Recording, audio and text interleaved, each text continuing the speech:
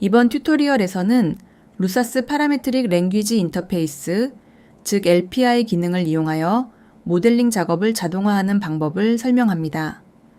루사스 모델러에서 수행하는 작업은 모두 명령어 형태로 기록될 수 있습니다. 이 명령어를 활용해서 수치를 변수로 바꾸고 반복문이나 제어문을 추가하면 루사스 내부에서 실행할 수 있는 작은 프로그램처럼 사용할 수 있습니다.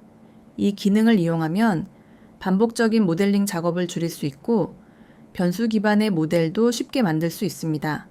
이번 예제에서는 간단한 서피스를 생성하는 스크립트를 만들고 해석 결과 그림 파일을 자동으로 저장하는 방법까지 함께 살펴보겠습니다.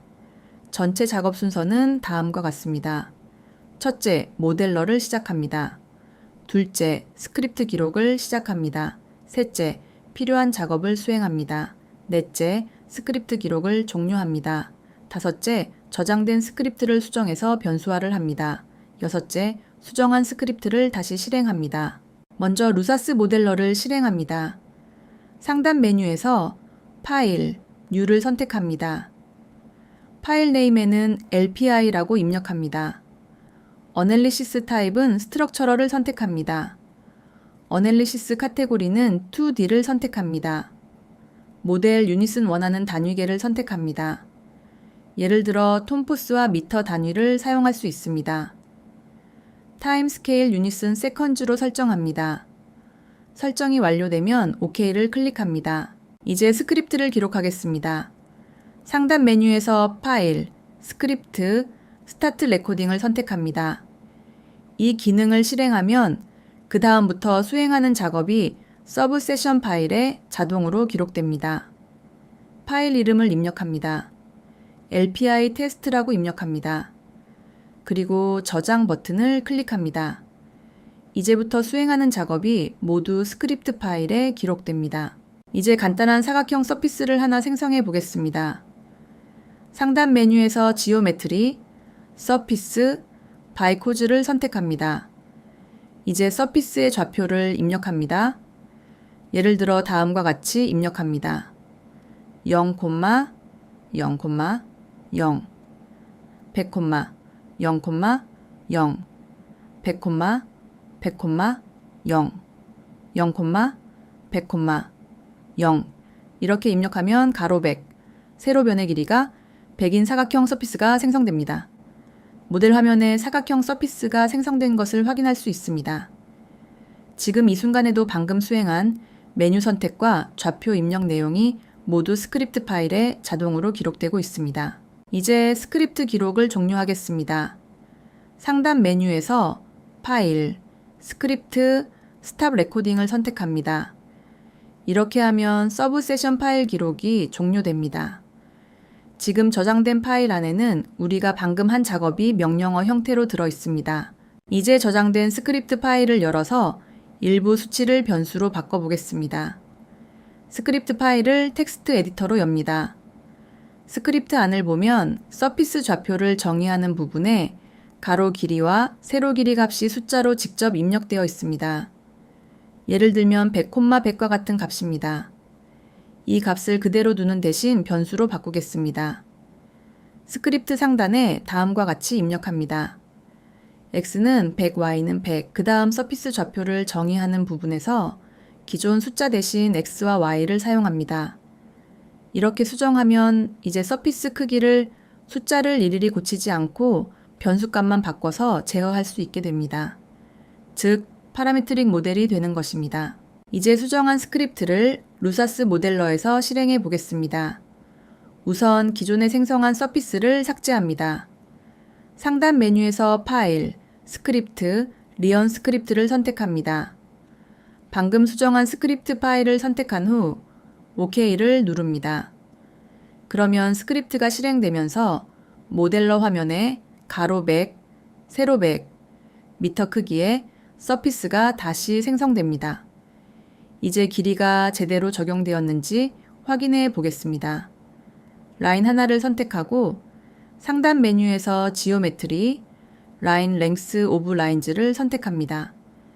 그러면 모델러 하단에서 선택한 라인의 길이가 100m로 표시되는 것을 확인할 수 있습니다. 즉, 스크립트에 정의한 x와 y 값이 정상적으로 적용된 것입니다. 이번에는 서브세션 파일을 이용해서 해석 결과 그림 파일을 자동으로 저장하는 방법을 설명하겠습니다. 기본 개념과 작업 순서는 앞의 예제와 같습니다. 먼저 대상이 되는 모델 파일을 엽니다. 상단 메뉴에서 파일, 오픈을 선택합니다. 결과가 포함된 모델 파일을 불러옵니다. 이제 스크립트를 기록하겠습니다. 상단 메뉴에서 파일, 스크립트, 스타트 레코딩을 선택합니다. 새로운 서브 세션 파일 이름을 입력하고 저장 버튼을 클릭합니다. 이제부터 수행하는 결과, 표시와 그림 저장 작업이 모두 기록됩니다. 이제 결과 화면을 만들겠습니다. 트리뷰에서 레이어 탭을 선택합니다. 빈 곳에서 마우스 오른쪽 버튼을 클릭한 후 컨투어를 선택합니다. 프로퍼티 창이 열리면 엔티티는 스트레스를 선택합니다. 컴포넌트는 SE를 선택합니다. 그러면 해석 모델의 응력 분포가 색상으로 표시됩니다. 즉, 지금 화면 상태가 저장할 그림의 대상이 됩니다. 이제 어떤 로드 케이스 결과를 저장할지 지정하겠습니다. 트리뷰에서 어널리시스 탭으로 이동합니다. 출력하고 싶은 로드 케이스를 선택한 후 마우스 오른쪽 버튼을 클릭하고 Set Active를 선택합니다. 이렇게 하면 현재 화면에 표시되는 결과가 선택한 로드 케이스 기준으로 바뀝니다. 이제 그림 파일을 저장하겠습니다. 상단 메뉴에서 파일, 픽처 세이브를 선택합니다. 그림 파일을 저장할 위치와 파일 이름을 입력합니다. 예를 들어 peer3d.jpg라고 입력합니다. 그러면 현재 화면이 그림 파일로 저장됩니다. 즉, 현재 보이는 컨투어 결과 화면이 이미지 파일로 만들어집니다. 이제 스크립트 기록을 마치겠습니다. 상단 메뉴에서 파일, 스크립트, 스탑 레코딩을 선택합니다. 이제 방금 수행한 결과, 표시와 그림 저장 과정이 스크립트 파일로 저장되었습니다.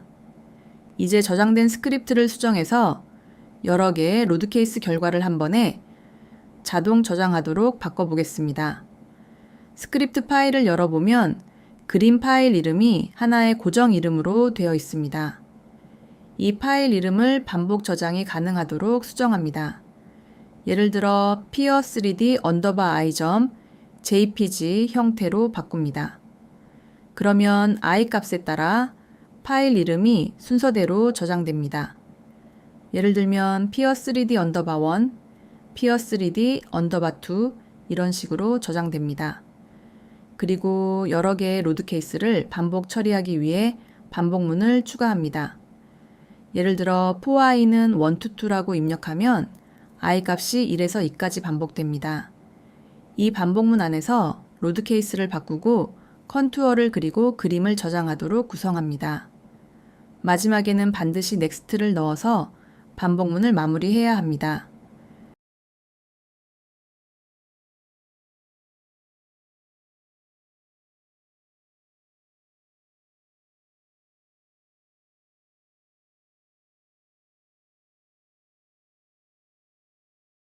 이제 수정한 스크립트를 실행하겠습니다. 상단 메뉴에서 파일, 스크립트, 런 스크립트를 선택합니다. 수정한 스크립트 파일을 선택하고 OK를 누릅니다. 스크립트가 실행되면 각 로드 케이스를 차례대로 활성화하고 해당 결과 화면을 그림 파일로 자동 저장합니다. 즉, 사용자가 하나씩 저장하지 않아도 결과 이미지가 순서대로 저장됩니다. 마지막으로 이미지가 정상적으로 저장되었는지 확인하겠습니다. 지정한 폴더를 열어보면 스크립트에서 지정한 이름대로 결과 이미지 파일이 생성된 것을 확인할 수 있습니다. 예를 들어 peer3d_1, peer3d_2 형태의 그림 파일이 저장됩니다. 이렇게 하면 반복적인 결과 이미지 저장 작업을 매우 빠르게 자동화할 수 있습니다. 이번 튜토리얼에서는 루사스 LPI 기능을 이용해서 스크립트를 기록하고, 스크립트를 수정하고, 변수를 적용하고, 자동으로 실행하는 방법을 살펴보았습니다. 또한 결과 컨투어 화면을 그림 파일로 자동 저장하는 방법도 함께 확인했습니다. 이 기능을 활용하면 반복 모델 생성, 변수 기반 형상 변경, 결과 이미지 일괄 저장 같은 작업을 훨씬 효율적으로 수행할 수 있습니다. 이상으로 루사스 LPI 튜토리얼을 마치겠습니다.